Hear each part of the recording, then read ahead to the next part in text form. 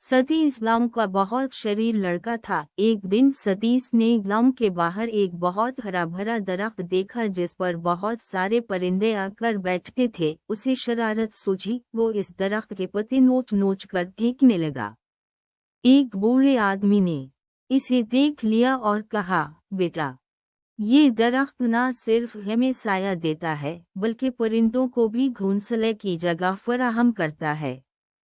इसे नुकसान पहुंचा कर तुम न सिर्फ दरख्त बल्कि बहुत सारे मासूम परिंदों को भी दिक्कत पहुंचा रहे हो।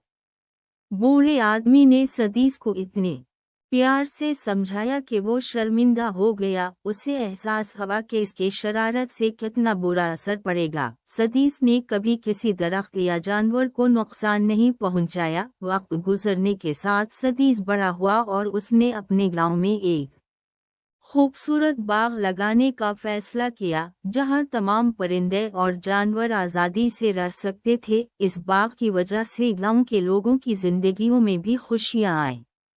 सतीश ने अपने गांव में न सिर्फ एक खूबसूरत बाग बनाया बल्कि उसने अपने गांव के बच्चों को भी फितरत की हिफाजत के तरीके सिखाए। उन तरीकों पर अमल करने से गांव का माहौल बेहतर हो गया था।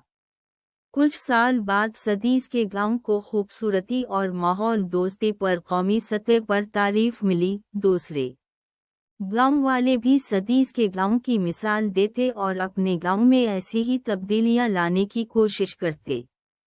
सतीश का बाग अब गांव की सबसे खूबसूरत जगह बन चुका था, जहां बच्चे इस बाग में खेलते, बुजुर्ग धूप में बैठकर चाय पीते और परिंदे आज़ादी से चहचहाते थे।